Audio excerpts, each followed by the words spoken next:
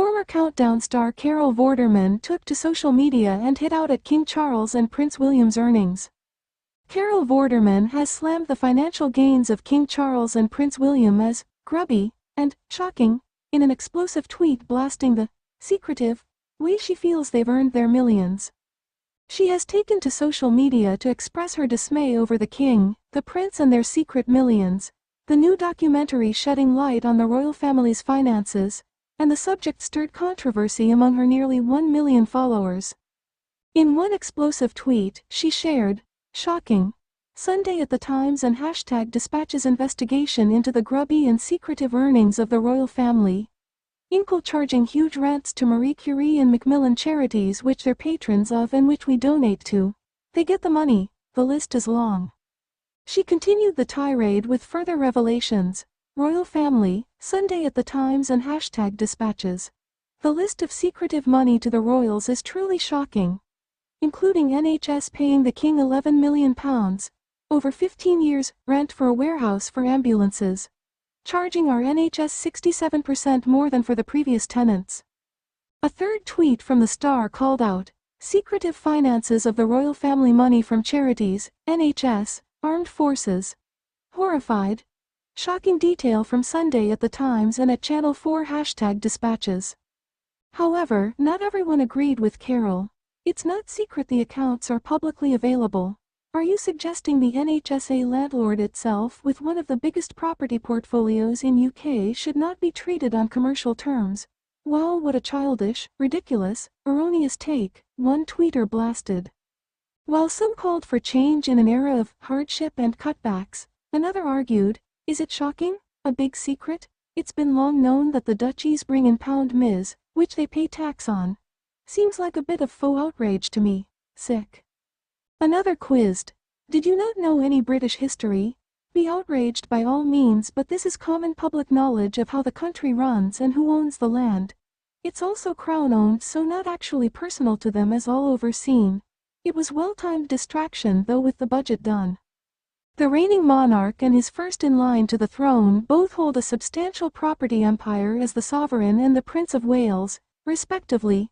King Charles ascended to the throne in 2022 after being Prince of Wales for over 50 years, a title which came with the huge Duchy of Cornwall estate. Since taking on the mantle of king, he has also taken control of the Duchy of Lancaster, which was previously held by his late mother, Queen Elizabeth.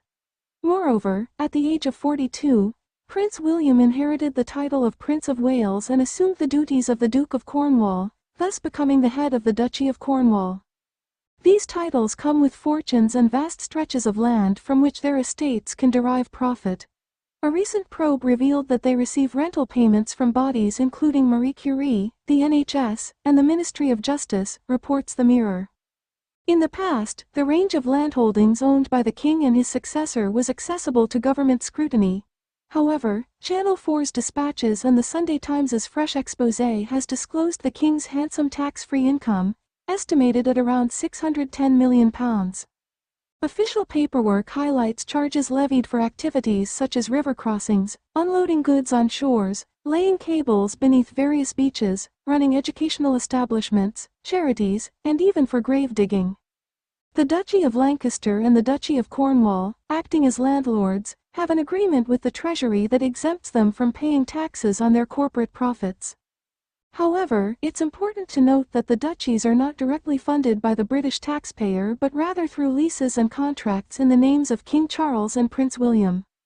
In the previous year, the Duchy of Lancaster generated a staggering £27.4 million for King Charles, while the Duchy of Cornwall brought in £23.6 million for Prince William. These funds can be used at their discretion, whether it be to maintain private residences, supplement personal income or pay their staff. According to annual reports filed by the duchies, the Duchy of Cornwall owns 3,536 properties, while the Duchy of Lancaster holds 1,874 and the NHS has agreed to pay the Duchy of Lancaster a substantial £11 million over 15 years to rent a warehouse for ambulances. Meanwhile, the Ministry of Justice pays the Duchy of Cornwall £1.5 million annually for Dartmoor Prison. Despite Carol labeling the earnings as secretive, however, the financial reports for both duchies are publicly available each year. A spokesperson for the Duchy of Lancaster responded to the public critique, clarifying to the Mirror, "The Duchy of Lancaster manages a broad range of land and property assets. It is self-financing and does not receive any public funds in connection with its activities. It publishes an annual report and accounts that is independently audited and available to view on its website and complies with all relevant UK legislation and regulatory standards applicable to its range of business activities." After the documentary aired, a spokesperson for the Duchy of Lancaster informed The Times, "The Duchy of Lancaster operates as a commercial company, managing a broad range of land and property assets across England and Wales. It complies with all relevant UK legislation and regulatory standards applicable to its range of business activities." While His Majesty the King takes a close interest in the work of the Duchy, the day-to-day management of the portfolio is the responsibility of the Council and Executive team. The financial and environmental performance of the Duchy is disclosed each year in our published report and accounts, which are independently audited and freely available on the Duchy of Lancaster website. The Duchy has made a number of key environmental improvements in recent years, delivering a significant increase in the number of A+, A and B EPC ratings awarded to our properties as a result of refurbishment or restoration works.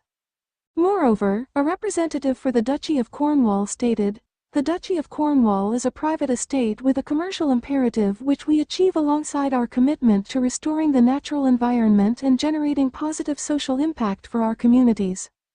Prince William became Duke of Cornwall in September 2022 and since then has committed to an expansive transformation of the Duchy. This includes a significant investment to make the estate net zero by the end of 2032, as well as establishing targeted mental health support for our tenants and working with local partners to help tackle homelessness in Cornwall. Buckingham Palace and both duchies have been approached for comment.